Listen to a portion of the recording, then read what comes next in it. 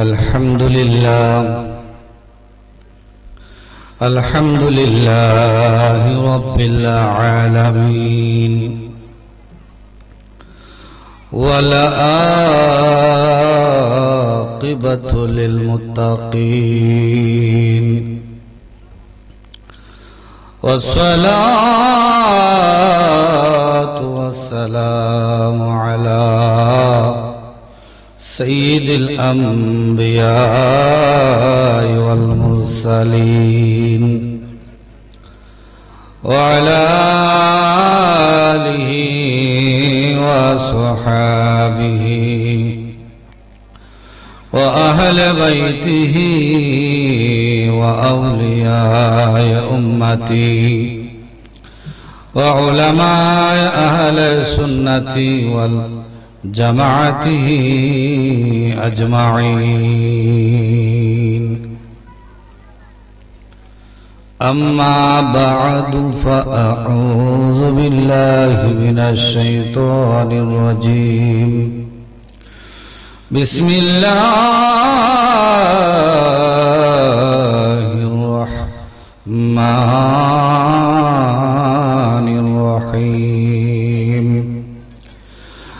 ألا إن أولياء الله لا خوف عليهم ولا هم يحزنون. إن الله وملائكته يصلون على النبي يا أيها الذين آمنوا صلوا عليه وسلموا تسليما. اللهم صل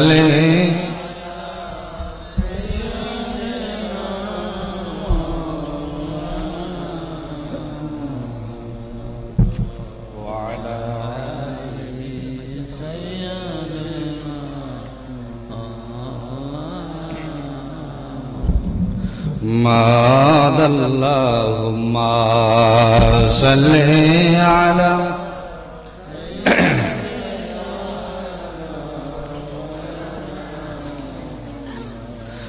وعلى علي سيدنا.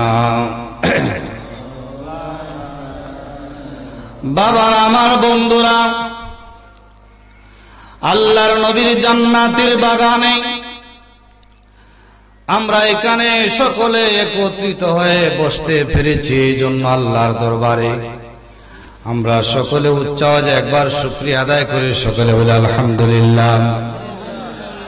তার সাথে সাথে আমরা আরো শুকরিয়া আদায় করি হায়াতুন নবী, জিন্দা নবী, দয়ার নবী, মায়ার নবীর উম্মত হিসাবে আল্লাহ রাব্বুল আলামিন আমাদেরকে কবুল করেছেন, তাই শুকরিয়া তান আরেকবার উচ্চ আওয়াজে বলে আলহামদুলিল্লাহ।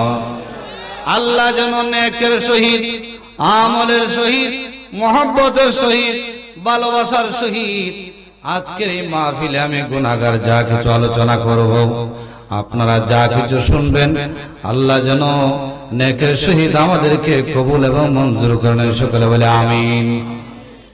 বাবার আমার বন্ধুরা, আমি কোনো ভূমিকায় ঢুকলাম না, যেহেতু হাতে সময় একবারে কম। আমার বন্ধুরা, আমার বাবাজিরা, আজকে যে জায়গার মধ্যে বসেছেন এটা হলো খেত জমিন। এই খেত জমিনের মধ্যে আমরা বসলাম। আল্লাহর হাবিব তিরমিজি শরীফের হাদিস, আমার নবী দু জাহান বলেন, ইযা মারাতুম বিরিয়াদিল জান্নাহ ফারতাউ। ক্বালু ইয়া রাসূলুল্লাহ ওয়া মা রিয়াদুল জান্নাহ? ক্বালা মাজালিসুজ যিকির। আল্লাহর হাবিব বলেন, যেই জায়গার মধ্যে আমার নবী দু জাহান সাহাবায়ে কেরামদেরকে উদ্দেশ্য করে বলেন, আমার সাহাবীরা যখন রিয়াজুল জান্নার পাশ দিয়া যাইবা, ফারতাউ, বেহেশতের বাগানের ফল তোমরা ভক্ষণ করিও। বলি সুবহানাল্লাহ। বেহেশতের বাগানের ফল ভক্ষণ করার কথা আমার নবী দুজাহান বলেছেন। এবার সাহাবী রাসূল আল্লাহ কালু ইয়া রাসূলুল্লাহ ওয়া মা রিয়াদুল জান্নাহ, ওগো আল্লাহর নবী রিয়াদুল জান্নাহ বলতে আপনি কি বুঝাচ্ছেন? আর ফলই বা বক্ষণ কি করিব? আমার নবী কালা মাজালিসুজ জিকির, যেই জায়গার মধ্যে জিকির মাহফিল হয়, যে জায়গার মধ্যে মিলাদ মাহফিলে আলোচনা হয়, আমার নবী দুজাহা বলেন ওই জায়গাটা হইল বেহেশতের বাগান। তাহলে আমরা কিসের বাগানে বসলাম? বেহেশতের বাগানে। বেহেশতের বাগানে কে ঈমান নিয়ে আসলো,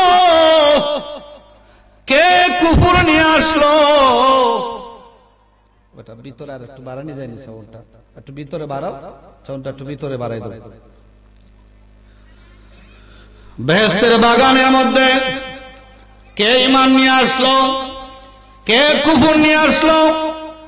আমার নবী জানে কি জানে না? বড় করে বলেন, জানে কি জানে না? আমার নবী ইন্নাল্লাহ قد رفع لي الدنيا فانا انظر اليها والى ما هو قائم فيها الى يوم القيامه كانما انظر الى كف هذه।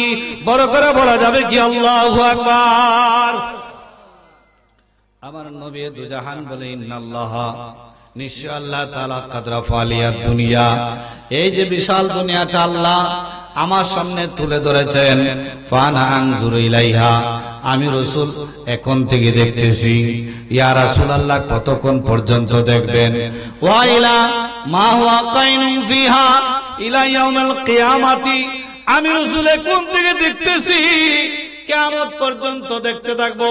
আরশে কি হবে, লামকানে কি হবে, ইল্লিনে কি হবে, সিজ্জিনে কি হবে, জাবারুতে কি হবে, লাহুতে কি হবে, মালাকুতে কি হবে, কাবা কাউসানে কি হবে, আরশে আজমে কি হবে, জান্নাতে কি হবে, জাহান্নামে কি হবে, মিজানে কি হবে।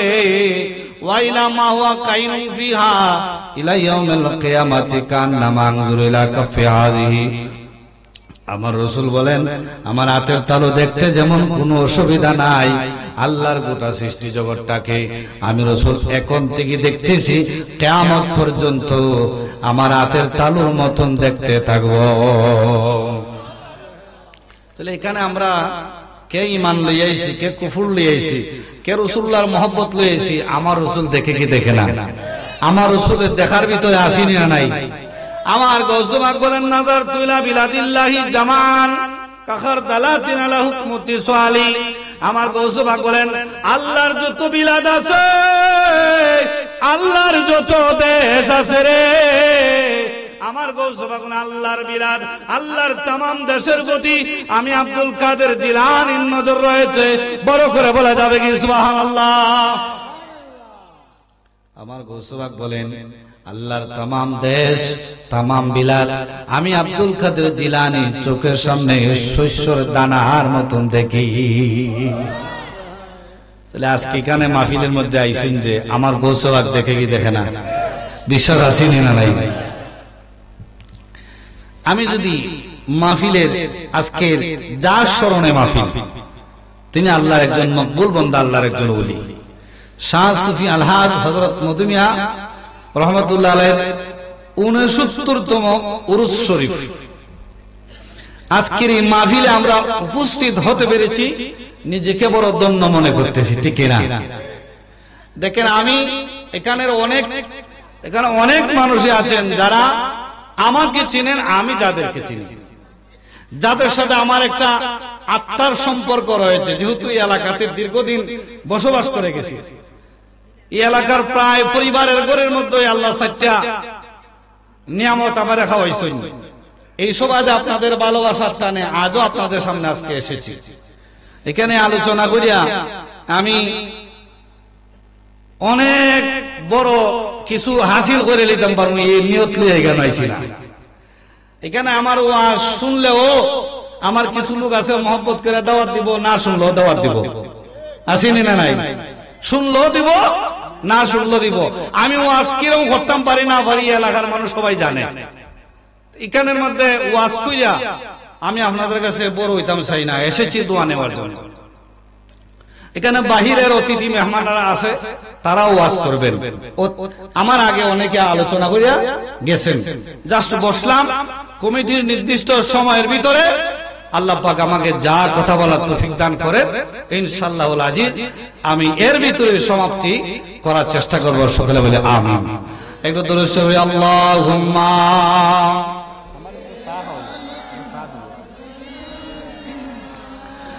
মাওলানা ওয়া আলা আলি সাইয়্যিদিনা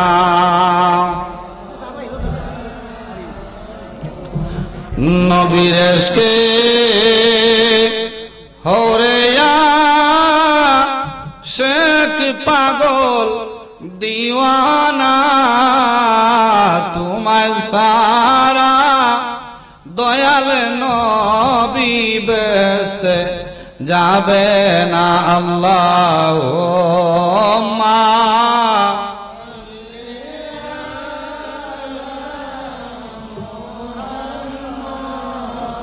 ও আলা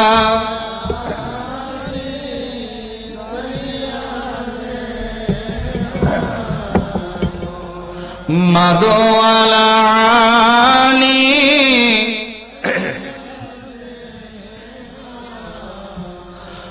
মদিনার মাটি আমি হইতাম নবীজিকে বুকে ধরে রাখিতাম আল্লাহুম্মা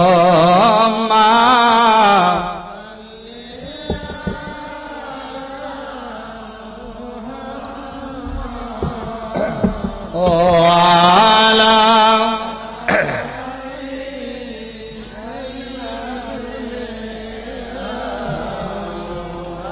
মাদু আলা আলি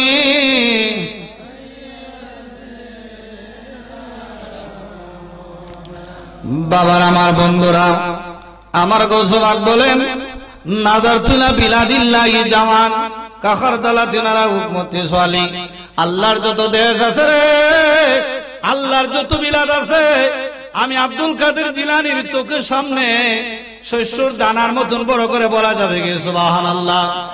আমার সেই গৌসবাকের মহব্বত, সেই গৌসবাকের ভালোবাসা নিয়ে যদি আজকে মাহফিলে আমরা এসে থাকি, ও আমার বাবারা আপনারা চিন্তা করে দেখবেন, অতীতে আমি অনেকবার এই গ্রামে বলে গেছি, আমার গৌসবাকের নামে যদি কেউ মান্নত করে, আমার গৌসবাকের নামে যদি কেউ মান্নত করে, আল্লাহ আমি বিমারি, আমি গৌসবাকের নামে এটা দিব এটা দিব, আল্লাহ আমার বিমার থেকে শিফা দিও, আল্লাহ গৌসবাকের খাতিরে বিমার থেকে শিফা দেয়। কথা কোন ঠিক না বেদিক? অতীতে অনেক ঘটনা আমার কাছে আছে। আমার গৌসবাকের নামের ইজ্জতে আল্লাহ যাদের সন্তান নাই, এই গ্রামে অনেক মানুষ আল্লাহ সন্তান দিছে, চিৎকার মেরে বলে আল্লাহু আকবার। আমার গৌসবাকের নামের খাতিরে এই গ্রামে প্রায় 30 থেকে 35 জন মহিলা আছে যাদেরকে আল্লাহ নরমাল ডেলিভারির ব্যবস্থা করে দিয়েছে আমার জানা মতে। বড় করে বলা যাবে কি সুবহানাল্লাহ। আমার সেই গৌসবাকের শান, আমার গৌসবাকের আজমত আমি গুনাহগার নালায়েকের জবানে বলে শেষ করা সম্ভব না। কথা বলেন ঠিক না বেঠিক? আমার বন্ধুরা আমার ভাইরা, সেই গৌসবাকের শানে দুই একটা ঘটনা বলবো। আল্লাহর ওলিরা ভাগ্য পরিবর্তন করতে পারে কি পারে না? ভাগ্য পরিবর্তন করতে পারে কি পারে না? আমি একটা ঘটনা দেখলাম, হযরত খাজা কুতুবউদ্দিন বখতিয়ার কাকি রহমাতুল্লাহ আলাইহি, যেখানে হুজুর খাজা কুতুবউদ্দিন বখতিয়ার কাকি রহমাতুল্লাহ আলাইহি শায়িত আছেন, ওনার পাশে এক পাপিষ্ঠ বান্দাকে দাফন করা হয়েছে। কোন এক ব্যক্তি স্বপ্নে দেখলো উনি জান্নাতের মধ্যে ঘোরাফেরা করতেছে। সুবহানাল্লাহ। ওনারে জিজ্ঞাসা করা হলো, তুমি পাপিষ্ঠ নাফরমান, তুমি কিভাবে জান্নাতে ঘোরাফেরা করছো? লোকটা জবাব দেয়, আমি জান্নাতে কিভাবে ঘোরাফেরা করছি জানতে চাও? আমি গুনাহগার হতে পারি, কিন্তু আমাকে দাফন করা হয়েছে আল্লাহর ওলির মাজারের কবর শরীফের পাশে। আমার কবরে যখন ফেরেশতা এসেছে আমাকে আযাব দেওয়ার জন্য, আমাকে যখন আযাব দেওয়ার জন্য এসেছে, আল্লাহ রহমতের ছায়া আমার উপরে এসেছে, অদৃশ্য থেকে আওয়াজ আসলো, এ ফেরেশতারা, আমার ওই বান্দারে শাস্তি দিও না। কারণ হইল আমার বান্দার কবরের পাশে আমার বন্ধু কুতুবউদ্দিন বখতিয়ার কাকি শহীদ আছে। আমার বন্ধুর খাতিরে আমি তারে মাফ করে দিলাম। সুবহানাল্লাহ। তাহলে আল্লাহর ওলিরা যেখানে ঘুমাই আছে, ওলিদের মাজারের পাশে কোন মানুষ মারা গেলে যদি দাফন করার সৌভাগ্য নসিব হয়, তাহলে দাফন করলে ওই নেককার বান্দার খাতিরে, ওলি আল্লাহর খাতিরে আল্লাহ গুনাহগারও মাফ করে দেয়। সুবহানাল্লাহ। গুনাহগারও মাফ করে দেয়। এই জন্য মুমিন ব্যক্তি যারা, মুমিনের কবরের পাশেই বেশিরভাগ চেষ্টা করবেন আপনার আপনজন যদি কেউ মারা যায় দাফন করার জন্য। আল্লাহর ওলিরা ভাগ্য পরিবর্তন করতে পারে। যেমন হযরতে শাহ আবু আলী ফানিপতি রহমাতুল্লাহ আলাইহি, শাহ আবু আলী ফানিপতি রহমাতুল্লাহ আলাইহি একজন আল্লাহর ওলি। উনি একদিন উনার বাড়ির পাশ দিয়ে একজন দই বিক্রেতা একটা মহিলা মাথার মধ্যে দইয়ের বালতি নিয়া উনার সামনে দিয়ে যাচ্ছে। আল্লাহর ওলি ডাক দিলেন, তুমি কি দই বিক্রি করো নাকি? তোমার কাছে কি দই আছে? মহিলা বলে, হুজুর, আমি দই বিক্রি না করলে মাথার মধ্যে বোঝা নিয়ে কেন ঘোরাঘুরি করি? অবশ্যই আমি দই বিক্রি করি, আমার কাছে দই আছে, নিবেন? বলে, হ্যাঁ নিব, নামাও। আল্লাহর ওলি দই নেওয়ার জন্য নামালেন। ওই মহিলাকে আল্লাহর ওলির ডাইন গুরু থেকে একটি স্বর্ণ মুদ্রা বের করে মহিলাকে দিলেন। দই দেওয়ার জন্য মহিলা দই দিল। আবার আল্লাহর ওলি দইও ফেরত দিলেন, স্বর্ণ মুদ্রাও দান করে দিলেন। দিয়া বললেন, এই ফকিরের দইও লাগবে না, স্বর্ণ মুদ্রা লাগবে না, তুমি এগুলি নিয়ে যাও। আল্লাহর ওই বান্দি দইও নিয়ে ফেরত নিয়ে গেল, স্বর্ণ মুদ্রাও নিয়ে গেল। কিছুদিন পরে আবার আল্লাহর ওলির দরবারে আসলো। বলে, হুজুর দই লাগবে? বলে, না দই লাগবে না। আবার একটি স্বর্ণ মুদ্রা দিলেন। শাহ আবু আলী ফানিপতি রহমাতুল্লাহ আলাইহি একটি স্বর্ণ মুদ্রা মহিলাকে দিলেন। অনেকদিন পরে ওই মহিলার কোন সন্তান আদি ছিল না। মহিলার স্বামী একদিন বলে, বিবি, তুমি তো ফকিরের দরবারে যাওয়া আসা করো, ওনার কাছে একটা সন্তানের জন্য আবদার করো, একটা সন্তানের জন্য আবদার করো। বিবি শাহ আবু আলী ফানিপতির দরবারে গেলেন, যাই বলেন, হুজুর, আমাদের কোনো বাচ্চা নাই, সন্তান নাই। আল্লাহর ওলি, আপনি আমাকে একটা সন্তান দেন। আল্লাহর ওলি আবু আলী ফানিপতি বললেন, তাহলে তুমি শোনো, তোমার কওমের মধ্যে, তোমার এলাকার মধ্যে যত নিঃসন্তান ওয়ালা মহিলারা আছে, সবাইরে দাওয়াত দিয়া আগামীকাল আমার দরবারে নিয়ে আসিও। আল্লাহর ওলিরা দেখি কিভাবে ভাগ্য পরিবর্তন করতে পারে। ওই মহিলা ওই গ্রামের মধ্যে নিঃসন্তান ওয়ালা যত মহিলা ছিল সবাইরে দাওয়াত করলো। পরের দিন আবু আলী ফানিপতির দরবার নিয়ে গেল। নিয়ে যাওয়ার পরে আবু আলী ফানিপতি একটা ফান হাতে নিলেন। ফান চিনেননি? ফান আমরা যে ফান খাই, একটা ফান হাতে নিয়া টুকরো টুকরো করে যতজন মহিলা ছিল ততটা টুকরা করে মহিলাদেরকে দিয়ে বললেন, এই ফানটা চিবিয়ে খেয়ে ফেলো। সব মহিলা ফান খেয়ে ফেললো। একটা মহিলা, তার মনের মধ্যে ইয়াকিন আসলো না, দিলের মধ্যে ইয়াকিন আসলো না, ফানটা একটা পাথরের নিচে সাফা দিয়ে রেখে দিল। আমার বন্ধুরা, সময় যখন নির্ধারণ হয়ে গেল, হওয়ার পরে প্রত্যেকটা মহিলার ঘরে আল্লাহ সন্তান দান করলেন। সুবহানাল্লাহ। সন্তান ভাইয়া মহিলারা খুশি হইয়া হুজুরের দরবারে কিছু নজরানা হাদিয়া নিয়া উপস্থিত হলো। উপস্থিত হওয়ার পরে লক্ষ্য করে আবু আলী ফানিপতি দেখেন একজন মহিলার চেহারা দেখা যায় মলিন, চেহারা বেজার। জিজ্ঞাসা করেন, মা, তোমার চেহারাটা মলিন কেন? তুমি বেজার কেন? কারণটা কি? বলে, হুজুর, আপনি যে ফান দিয়েছিলেন খাওয়ার জন্য, আমি ইয়াকিন করি নাই, বিশ্বাস করি নাই। আমি ওই ফানের টুকরা একটা পাথরের নিচে রেখে দিয়েছিলাম, আমি খাই নাই হুজুর, এই জন্য আমি সন্তান থেকে বঞ্চিত হয়েছি। আল্লাহর ওলি আবু আলী কলমদর বলেন, এতে নিরাশ হওয়ার কি আছে? যেই জায়গার মধ্যে ফানের টুকরা পাথরের নিচে রাখছিলে ওই জায়গার মধ্যে যাও, যায় একটু দেখো।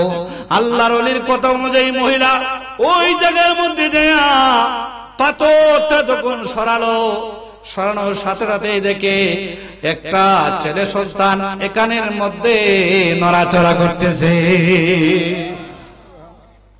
আল্লাহর ওলিদেরকে আল্লাহ দেওয়ার মতন ক্ষমতা দিছে কি দিছে না?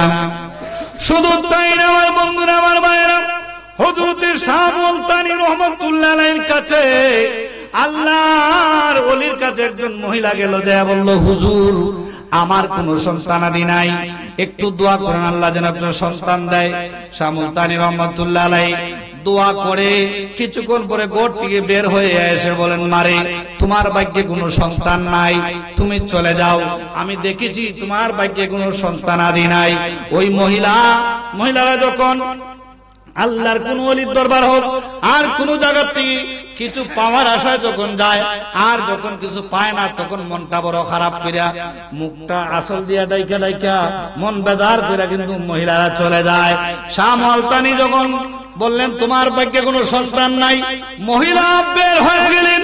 পথে মধ্যে শাহ মুলতানি রহমাতুল্লাহ আলাইহির নাতি শাহজাদা উনি খেলাধুলা করতেছেন। জিজ্ঞাসা করেন, মা তোমার মনটা বেজার কেন? বলে, গিয়েছিলাম একটা সন্তানের আশায়। উনি, তোমার দাদা জান বলেছেন আমার ভাগ্যে কোনো সন্তান নাই। বলে, এরপরে তুমি কি বলেছো? বলে, আমি কি আর বলবো, আমি এখন চলে যাচ্ছি। বলে, না, আমি তোমাকে শিখিয়ে দিচ্ছি, তুমি কিন্তু আমার কথা বলিও না, তুমি যাইয়া আমার দাদার কাছে এইভাবে বলবে। বলে, কিভাবে বলবো? বলে, আমার ভাগ্যে যদি সন্তান থাকতো রে, আমি কি আপনার কাছে আসতাম? এমনি এমনি তো আমার সন্তান হইতো, আমার ভাগ্যের সন্তান নাই বিদায় আমি আপনার কাছে এসেছি, আপনি আমাকে একটা সন্তানের ব্যবস্থা করে দেন। আর একটু বড় করে বলি না সুবহানাল্লাহ। বন্ধুরা, আমার ভাইয়েরা, ওই মহিলা যখন যায় বলল, শাহ মুলতানি রহমাতুল্লাহ আলাইহি মুস্কি হাসলেন, হাইসা বলেন, অল্প বয়সে এত গভীরতার কথা বলতে পারে। এই কথা বলে বলে, মারে মা, আগামী কাল তুমি আমার দরবারে আসিও। মহিলা চলে যায়। পরের দিন হুজুরের দরবারে আসে। আসার পরে শাহ মুলতানি রহমাতুল্লাহ আলাইহি বলে, ও মা, আমি তোমার 1 2 3 4 5 6 7 7টা সন্তান দান করলাম। আওয়াজ করে বলে সুবহানাল্লাহ। ওলিরা ভাগ্য পরিবর্তন করতে পারে কি পারে না? পারে কি পারে না? আমার বন্ধুরা, আমার ভাইয়েরা, যত ওলি আছে, ওয়া কুল্লু ওয়ালিন আলা কাদামি ওয়া ইন্নি, ওয়া কুল্লু ওয়ালিন আলা কাদামি ওয়া ইন্নি, আমার হুজুর গৌসে পাক বলেন, কিয়ামত পর্যন্ত যত ওলি আল্লাহ এই জগতের মধ্যে আসবে, সকলের কাদের মধ্যে হইল আমি আব্দুল কাদের জিলানীর কদম। সুবহানাল্লাহ। আলা কাদামি নবী বদরিল কামালি, বড় করে বলে সুবহানাল্লাহ। আর আমার কাঁধে হইল পূর্ণিমার চাঁদ, রাহমাতুল লিল আলামিন নবীজির নূরানি কদম মুবারক, বলে সুবহানাল্লাহ। আমার সেই হুজুর গৌসে পাকের জীবনীতে দেখলে পাওয়া যায়, আমার হুজুর গৌসুল আজমের দরবারে সুর ঢুকেছিল চুরি করার জন্য রে বাবা, সুর ঢুকেছিল চুরি করার জন্য। কিন্তু দেখা যায় সুর চুরি না করিয়া চুরি করার জন্য গিয়েছিল। কিছু যখন নিতে পারে না, যাওয়ার রাস্তাও পায় না, আমার হুজুর গৌসে পাক বলেন, খাদেমকে যাও ঘরের ওই কোণার মধ্যে যাইয়া দেখো একজন সুর বইয়া রয়েছে। আল্লাহু আকবার বলেন। সুর বইয়া রয়েছে, যা তারা দৌড়া লইয়া আনো। খাদিম যখন গিয়া বোঝায়, বেটা সুর বেটা এখানে বইরেছে, গৌসে পাকে ফাটাইছেন করে নেওয়ার জন্য। তো জান গেছে, হায় হায় আজকে আমার কি অবস্থা হইল। হুজুরের সামনে যে একদম বিনয়। আমার গৌসে পাক বলেন, আমার দরবারে এসেছো তুমি চুরি করার জন্য, আমার দরবার থেকে তুমি খালি হাতে ফিরত যাইবা, এটা আমি গৌসে পাকের শান হইতো পারে না, পারে না রে, পারে না। আমি তোরে অমুক দেশের কুতুব বানায়া দিলাম। আরেকটু আস্তে কোন সুবহানাল্লাহ। তাহলে সূর্যে কুতুব বানাইবার ক্ষমতা আল্লাহ আমার গৌসে পাকরে দিছে কি দিছে না? শুধু তাই না, তাই না, আমার গৌসে পাক প্রথম মুরিদ যে ডাকাত, রাস্তার মধ্যে যে ডাকাতের দল আমার গৌসে পাকের কাছে মুরিদ হয়েছিল। দেখেন সত্য কথার কি দাম। আমার হুজুর গৌসে পাক মায়ের কাছ থেকে মা পোশাকের ভিতরে কিছু দিনার মুদ্রা সেলাই করে দিয়েছেন, এলবেদিন শিক্ষার জন্য যাবেন সফরে। প্রতিমধ্যে ডাকাত দল দৌড়লো। ডাকাতের সবাইরে লুটপাট করার পরে আমার হুজুর গৌসে পাকের জিগায় তোমার কাছে কি আছে? বলে আমার এই পোশাকের ভিতরে সেলাই করা কিছু স্বর্ণ মুদ্রা আছে, দিনার আছে, দিরহাম আছে। আমার মা আমাকে দিয়েছেন। ডাকাতের সর্দার বলে বাবারে, আমরা যখন ডাকাতি করতে যাই মানুষ জিনিসগুলা গোপনে রাখার জন্য কত বাহানা, কত চেষ্টা করে, কিন্তু তুমি কেন এই চেষ্টা করলে না? হুজুর গৌসে পাক বলেন বাবা, আমার মা বলেছেন যত বড় মুসিবত আসুক না কেন আমি যেন মিথ্যা কথা না বলি। ডাকাতের মন পরিবর্তন হয়ে গেছে, মনের মধ্যে অন্য ভাব এসে গেছে। সে সবার মাল ফেরত দিয়া এখানে যারা ছিল সবাই আমার হুজুর গৌসে পাকের হাতে কালেমা পড়া, তওবা কইরা আমার হুজুরের কাছে তারা বয়াতে রাসূল গ্রহণ করল। সুবহানাল্লাহ। আল্লাহর ওলিদের সোহবত, আল্লাহর ওলিদের তাওয়াজ্জু যখন কোন দিক দিয়ে লেগে জায়গা, এর মরা দিল যদি তাকে এটা জিন্দা হয়ে জায়গা, ঠিক কি না? মরা দিল জিন্দা হয়। কামেল ফিরে সোহবত পাইলে মরা দিল কি তা হয়? জিন্দা হয়। আমার হুজুরের গৌসে পাকের বাবরসি, আজকে তো আমরা আল্লাহর একজন ওলির মাহফিল হইছি, বিষয় তো হচ্ছে শানে বালায়াত। আমার কাছে একটু তাড়াহুড়া, কেন কোন সময় জানে আমার সময় শেষ, আমি নেমে যাবো, এটা আমার কাছে একটা তাড়াহুড়াতে। তাড়াহুড়ার মধ্যে কিছু আলোচনা গঠনমূলক করার চেষ্টা করতেছি। ত্রুটি বিচ্ছুতি যাও আল্লাহ মাফ করতেন, রসুলও মাফ করতেন, ওলির আল্লাহরাও মাফ করতেন, আপনারাও মাফ করতেন। আমার হুজুর গৌসে পাকের বাবরসি রাগ কইরা গুসা কইরা বাড়িতে বাইরে গেছি। 12 বছর থাকলাম বড় পীরের দরবারে, আমার কিচ্ছু দেয় না, আর থাকতাম না, বাড়ি গেছি। বাইরে যেতে যেতে মরপ্রান্তরে একটা গাছের নিচে বসে পড়লো। ক্লান্তি এসে গেছে শরীরে, অনেকক্ষণ আটাআটি করছে। ক্লান্তি যখন এসে গেছে একটু বিশ্রাম নিচে শুয়ে গেল, একটু বিশ্রাম নিচে শুয়ে গেল। দিলেন হুজুর আপনি উঠুন, আমাদের সাথে এখানে অংশগ্রহণ করুন। হুজুর গৌসে পাকের বাবরসি ঘুম থেকে উঠে উনি চোখের পানি ছেড়ে দিলেন, বলেন না আমি আপনাদের সাথে খাদ্য গ্রহণ করব না। এই বলে উনি বসার থেকে দাঁড়িয়ে চলতে শুরু করলেন, আর মনে মনে চিন্তা করতে লাগলেন, হায় হায় আমার নামের উসিলা নিয়ে তারা দোয়া করে যদি খাদ্য পায়, আমি না জানি কত বড় ভুল করেছি, এর চেয়ে বড় পাওনা আর কি হতে পারে। এই কথা বলে হুজুর গৌসে পাকের দরবারের দিকে রওনা হয়ে গেলেন। যাইতে যাইতে বাড়ির কাছে যাইয়া দেখেন আমার হুজুর গৌসুল আজম আব্দুল কাদের জিলানী রাদিয়াল্লাহু তাআলা আনহু দাঁড়িয়ে দাঁড়িয়ে ওনার জন্য অপেক্ষা করতেছেন। সুবহানাল্লাহ। বাবরসির জন্য অপেক্ষা করেন।